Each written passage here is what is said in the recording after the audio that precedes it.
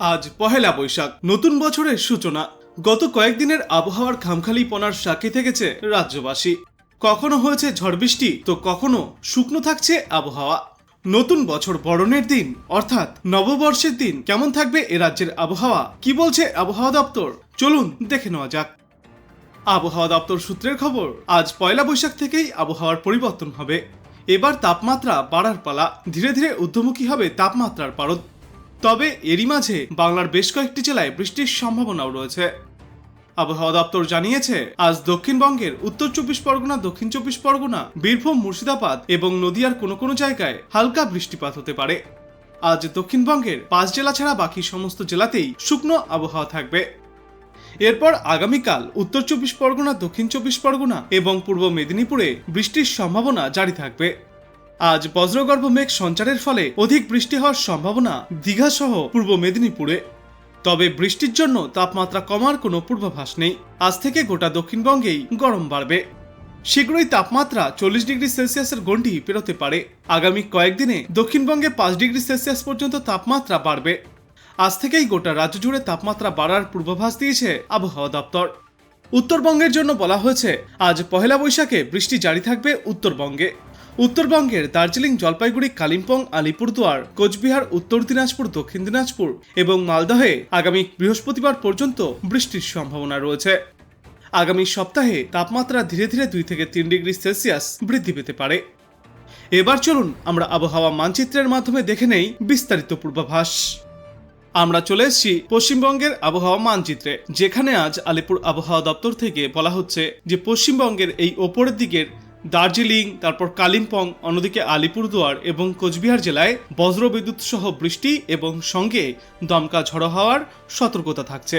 তবে জলপাইগুড়িতে আজ সবুজ সংকেত জারি করা হয়েছে, যার মানে কোনো সতর্কবার্তা নেই। উত্তরবঙ্গের এই উত্তর দিনাজপুর, দক্ষিণ দিনাজপুর এবং মালদা জেলায় এখানেও দেখা যাচ্ছে যে সবুজ সংকেত জারি করা হয়েছে, যার মানে কোনো সতর্কবার্তা নেই। এরপর যদি আমরা দক্ষিণবঙ্গের কথা বলি, তো দক্ষিণবঙ্গের এই ওপরের দিকের জেলা বীরভূম, মুর্শিদাবাদ, নদিয়া, এখানেও আমরা দেখতে পাচ্ছি যে নো ওয়ার্নিং, যার মানে কোনো সতর্কতা নেই। পূর্ব বর্ধমান, পশ্চিম বর্ধমান, এখানেও কোনো সতর্কতা নেই। তারপর পুরুলিয়া, বাঁকুড়া, ঝাড়গ্রাম, পশ্চিম মেদিনীপুর, এখানেও কোনো সতর্কবার্তা নেই। পূর্ব মেদিনীপুর, হাওড়া, হুগলি, কলকাতা, এখানেও নো ওয়ার্নিং রয়েছে, যার মানে কোনো সতর্কতা নেই। অন্যদিকে কলকাতা, উত্তর 24 পরগনা, দক্ষিণ 24 পরগনাতেও নো ওয়ার্নিং, যার মানে কোনো সতর্কতা নেই। দেখা গেল যে পশ্চিমবঙ্গে আজ এই ওপরের দিকের এই 4 জেলা ছাড়া বাদবাকি সব জায়গাতেই সবুজ সংকেত রয়েছে। 2-1 জায়গায় ছিটেফোঁটা বিক্ষিপ্ত বৃষ্টিপাত চললেও, যার কারণে কোনো সতর্কবার্তা আপাতত জারি করা হয়নি দক্ষিণবঙ্গের জন্য। আর এরপর এই আগামীকাল আমরা দেখতে পাচ্ছি সতর্কতা কিছুটা বেড়েছে। উত্তরবঙ্গের এই জলপাইগুড়িতে আজ বৃষ্টির সম্ভাবনা না থাকলেও আগামীকাল ঝড় বৃষ্টির সম্ভাবনা রয়েছে, তাই হলুদ সংকেত জারি করা হয়েছে। আর এরই সঙ্গে দার্জিলিং, কালিম্পং, জলপাইগুড়ি, আলিপুরদুয়ার, কোচবিহার, এই সর্বত্রই হলুদ সংকেত জারি করে বলা হচ্ছে যে এখানে সতর্কতা রয়েছে বিক্ষিপ্ত বৃষ্টি বা বজ্রবৃষ্টির।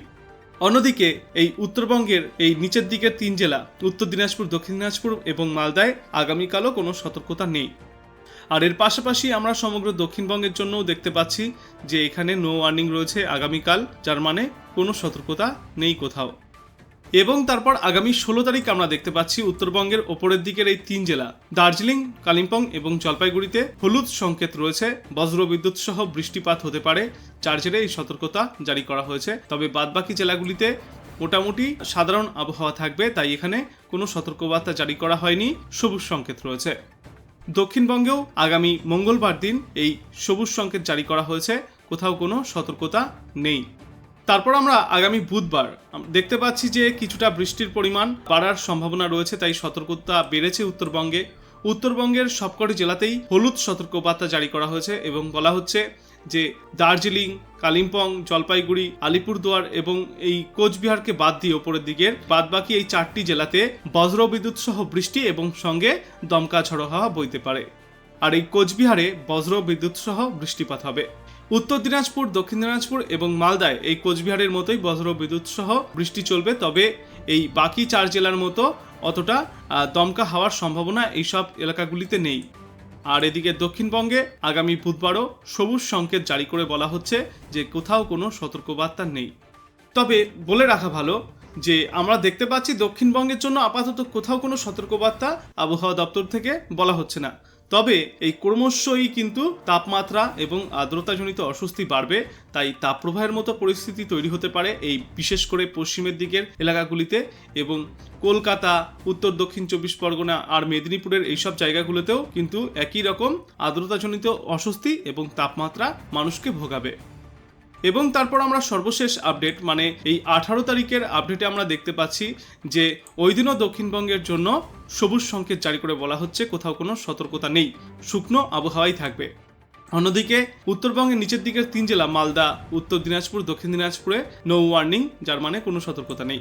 তবে একেবারে উত্তরে এই দার্জিলিং, কালিম্পং, জলপাইগুড়ি, আলিপুরদুয়ার এবং কোচবিহারে বজ্রবিদ্যুৎ সহ বৃষ্টি এবং সঙ্গে দমকা ঝড়ো হওয়ার সতর্কতা থাকছে আগামী 18 তারিখ।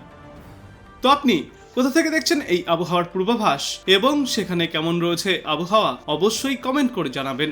ভিডিওটায় একটি লাইক করবেন আর পরবর্তীতে এমনই গুরুত্বপূর্ণ খবরগুলিকে সবার আগে দেখতে চ্যানেলটাকে সাবস্ক্রাইব করবেন।